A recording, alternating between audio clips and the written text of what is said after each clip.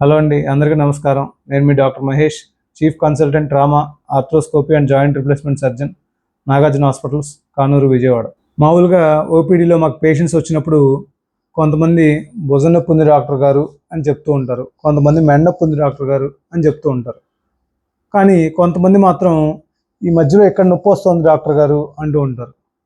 వాళ్ళు నొప్పి ఎక్కడి నుంచి వస్తుంది అనేది లేదు, నొప్పి ఎలా మొదలైంది అనేది కూడా వాళ్ళు క్లారిటీగా చెప్పలేరు. అలాంటప్పుడు ఒక్కోసారి పేషెంట్స్ కన్ఫ్యూజ్ అవుతుంటారు, ఒక్కొక్కసారి డాక్టర్స్ కూడా డయాగ్నోస్ చేయడంలో కొంచెం ఆలోచిస్తూ ఉంటారు.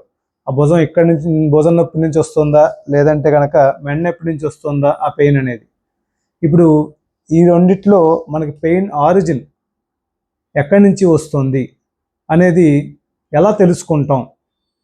యాజ్ ఎ పేషెంట్స్గా మీకు అవేర్నెస్ క్రియేట్ చేయడానికి అండ్ యాజ్ ఎ డాక్టర్స్గా మాకు కూడా తెలుస్తుంది కాబట్టి ఈ వీడియోలో దానికి సంబంధించిన కొన్ని ఇంపార్టెంట్ పాయింట్స్ తెలుసుకుందాం. ఫస్ట్ పాయింట్, పెయిన్ సైట్ ఎక్కడ వస్తుంది పెయిన్ అనేది. కొంతమంది స్పెసిఫిక్గా చెప్పేయగలరు, ఇక్కడ వస్తుంది డాక్టర్ గారు. ఇంకొంతమంది మెడలో నొప్పి వస్తుంది డాక్టర్ గారు. ఈ రెండు ప్రాబ్లమ్స్లో మనకి ఆ పెయిన్ ఎక్కడి నుంచి వస్తుంది అనేది కనిపెట్టడంలో పెద్ద ప్రాబ్లం ఉండదు. కానీ ఎవరికైతే ఇక్కడ మధ్యలో వస్తుంటుందో, స్ట్రాప్, ట్రెపీజియస్ రీజన్ అంటాం మేము, నేప్ ఆఫ్ నెక్ అంటాం, అక్కడ ఎక్కువ పెయిన్ ఎవరికైతే వస్తుందో వాళ్ళల్లో మాత్రమే ఈ కన్ఫ్యూజన్ అరైజ్ అవుతూ ఉంటుంది.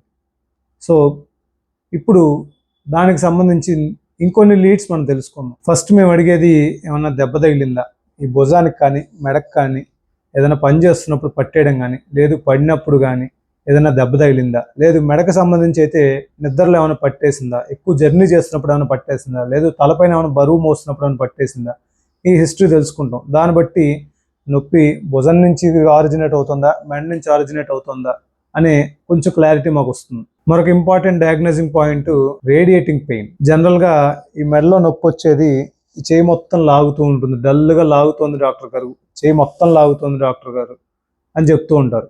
ఎప్పుడైతే మనకి ఈ మెడ నొప్పి ఇక్కడ మొదలయ్యి చెయ్యి అంతా వేళ దాకా లాగుతుందో ఆ నొప్పి మనకి మెడ నుంచి ఆరిజినేట్ అవుతుంది అని తెలుసుకోవడానికి ఒక ఇంపార్టెంట్ క్లూ. భుజం నుంచి వచ్చే నొప్పి ఎప్పుడు ఈ ఏరియాలో ఎక్కువగా ఉంటుంది అండ్ మోచేయి కిందకి ఎప్పుడు ఎక్కువగా రాదు. చాలా రేర్గా కానీ ఈ భుజం నుంచి ఆరిజినేట్ అయిన నొప్పి మోచేయి కిందకు వస్తుంది. మోచేయి కిందకి వేళల్లోకి వస్తుంది డాక్టర్ గారు, నొప్పి డల్గా లాగుతుంది అంటే ఆ నొప్పికి origin 90% of the times, 99% of the times to be precise, మెడ అయి ఉంటుంది. మరొక ఇంపార్టెంట్ పాయింట్, న్యూరలాజికల్ సిమ్టమ్స్. అంటే ఈ చేతులు తిమ్మిర్లు ఎక్కుతున్నాయి, చేతులు బండబారుతున్నాయి, మంటలు వస్తున్నాయి, చేయి పట్టివ్వట్లేదు డాక్టర్ గారు, వీక్నెస్ వస్తుంది, ఇలాంటి కంప్లైంట్స్ ఏమున్నా కూడా అవి మెడకి సంబంధించిన కంప్లైంట్స్గా మనం పరిగణిస్తాం. సో మెడలో ఏమన్నా ప్రాబ్లం ఉండి, మెడలో అరుగుదల ఉండి, స్పాండైలైటిస్ అంటాం, స్పాండిలోసిస్ అంటాం, లేదు మెడలో ఏమైనా డిస్క్ ప్రాబ్లం ఉంది, అలాంటప్పుడు జనరల్గా ఈ రేడియేటింగ్ పెయిన్తో పాటు చేతులు తిమ్మిర్లు, బరువు ఎక్కడం, బండబారిపోయినట్టు ఉండడం, చేయి పట్టు తగ్గిపోవడం, ఇలాంటి న్యూరలాజికల్ సిమ్టమ్స్ కూడా చూస్తాం. ఎప్పుడైతే న్యూరలాజికల్ సిమ్టమ్స్ చూసామో ఆ నొప్పి మెడ నుంచి ఆరిజినేట్ అవుతుందని మాకు ఒక క్లూ వచ్చేస్తుంది. మరొక ఇంపార్టెంట్ పాయింట్, పేషెంట్స్ చెప్పేది నైట్ టైం పెయిన్ ఎక్కువగా ఉంది డాక్టర్ గారు అని చెప్తూ ఉంటారు. ఎప్పుడైతే మనకి నైట్ టైం పెయిన్ ఎక్కువగా ఉంటుందో ఆ నొప్పి భుజానికి సంబంధించింది అని మనకు స్ట్రైక్ అవుతుంది.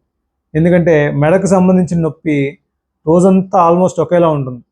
నైట్ టైం పెయిన్ ఎక్కువగా పెరుగుతుంది డాక్టర్ గారు అంటే అది భుజంలో ఏదో తేడా ఉంది అని మనం డయాగ్నోస్ చేయడానికి ఇది ఒక మంచి క్లూ. మరొకటి, హిస్టరీలో మేము అడిగే ఇంపార్టెంట్ పాయింట్, ఒకవైపుకు పడుకున్నప్పుడు నొప్పి పెరుగుతుందా. ఫర్ సపోజ్ భుజానికి సంబంధించిన ప్రాబ్లం ఉంది, పెయిన్ భుజంలో ఆరిజినేట్ అవుతుంది అనుకుంటే ఆ పేషెంట్ అటువైపుకి తిరిగి పడుకున్నప్పుడు పెయిన్ ఎక్కువ అవుతూ ఉంటుంది. ఫర్ సపోజ్ కుడి భుజం నొప్పి ఉంది అనుకుందాం, వాళ్ళు కుడివైపుకి తిరిగి పడుకున్నప్పుడు నొప్పి బాగా ఎగ్జాజరేట్ అవుతుంది. వాళ్ళు వెనకలో పడుకున్నా, ఎడం వైపుకి తిరిగి పడుకున్నా కూడా మళ్ళీ నొప్పి కొంచెం రిలీవ్ అవ్వచ్చు. అదే మెడకు సంబంధించిన నొప్పి విషయానికి వస్తే ఇలా పోస్చరల్ చేంజెస్తో మనకు ఆ పెయిన్ చేంజెస్ రావు. నెక్కు సంబంధించిన నొప్పి ఎప్పుడూ ఒకేలాగా ఉంటుంది, జనరల్గా ఈ పోస్చర్కి సంబంధించి వేరీ అవ్వదు. మరొకటి మేము టెస్ట్ చేసేది మూమెంట్స్. ఫర్ సపోజ్ ఈ భుజానికి సంబంధించి ఫ్రంట్కి ఎంతవరకు ఎత్తగలుగుతున్నారు, సైడ్కి ఎంతవరకు ఎత్తగలుగుతున్నారు, వెనక్కి పెట్టుకోవడం కానీ, బయటికి తిప్పడం కానీ. దీంట్లో మళ్ళీ యాక్టివ్, ప్యాసివ్ మూమెంట్స్ అని ఉంటాయి. పేషెంట్ తనకు తానుగా చేయగలిగితే మేము యాక్టివ్ మూమెంట్స్ అంటాం, అదే మా సపోర్ట్తో చేస్తుంటే కనుక దాన్ని ప్యాసివ్ మూమెంట్స్ అంటాం. సో ఈ మూమెంట్స్ అన్నీ ఎలాగ ఉన్నాయి అండ్ ఆల్సో నెక్కి సంబంధించిన మూమెంట్స్ ఎలా ఉన్నాయి, నెక్ సైడ్ వర్డ్స్ తిప్పడం కానీ, సైడ్కి బెండ్ చేయడం కానీ, రొటేషన్స్ కానీ ఎలా ఉన్నాయి, కిందకి పైకి ఇవన్నీ మేము చెక్ చేస్తాం. వీటిలో ఏది ఇబ్బందిగా ఉంది, ఏ మూమెంట్ చేస్తున్నప్పుడు వాళ్ళకి నొప్పి పెరుగుతోంది అనే దాన్ని బట్టి మాకు ఒక డయాగ్నోసిస్ వస్తుంది. సో ఫైనల్గా మనం చూసే పాయింట్స్ మెయిన్గా చూసుకుంటే న్యూరలాజికల్ సిమ్టమ్స్ ఏమైనా ఉన్నాయా అంటే తిమ్మిర్లు, మంట, బండబారడం, చేయి వీక్నెస్ ఇలాంటివి ఏమైనా వస్తున్నాయా, అండ్ చేతిలోకి జాలు వస్తుందా, ఈ ర్యాడికులోపతి అనేది అనుకున్నాం కదా, ఆ ర్యాడికులోపతి వస్తుందా, వస్తే ఎక్కడ దాకా ఉంది, అండ్ నైట్ టైం పెయిన్ పెరుగుతుందా, ఒకవైపుకి తిరిగినప్పుడు పెయిన్ పెరుగుతుందా, షోల్డర్ మూమెంట్స్ ఎలా ఉన్నాయి, చేయి వీక్నెస్ అవి లేకుండా అంతా బాగానే ఉందా అనేది చూసుకుని దాన్ని బట్టి మేము ఒక రఫ్ డయాగ్నోసిస్కి 90 to 99% డయాగ్నోసిస్కి వస్తాము. దాని తర్వాత అవసరమైతే ఏ భాగంలో నొప్పి వస్తుంది అని మాకు క్లినికల్ డయాగ్నోసిస్ అనిపిస్తుందో దానికి తర్వాత దానికి సంబంధించి భుజానికి అయితే కనుక ఎక్స్రే కానీ అవసరమైతే ఎంఆర్ఐ స్కాన్ కానీ అలా చేయిస్తాం. ఒకవేళ మెడలో నుంచి నొప్పి వస్తుంది అని మాకు అనిపిస్తే కనుక మెడకి సంబంధించి ఎక్స్రే తీసి అందులో ఏమన్నా అరుగుదల ఉందా, అది స్పాండైలోసిస్ అంటాం. లేదు అరుగుదలంతా ఏం లేదు, కొంచెం యంగ్ ఏజ్ అంత బాగానే ఉన్నారంటే అవసరమైతే డిస్క్ ప్రాబ్లం ఏమైనా ఉందా లేదా చూడడానికి ఎంఆర్ఐ స్కాన్ చేయిస్తాం.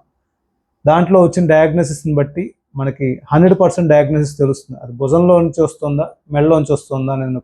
ఈ వీడియో మీకు నచ్చితే కనుక, ఈ వీడియోలో ఇన్ఫర్మేషన్ మీకు యూజ్ అయింది అనిపిస్తే కనుక దయచేసి వీడియోకి లైక్ చేయండి, మీ ఫ్రెండ్స్కి మీ చుట్టాలకి షేర్ చేయండి, అండ్ సబ్స్క్రైబ్ చేసుకుంటే ఇలాంటి మరిన్ని వీడియోస్ మీకు అందిస్తాం. Thank you.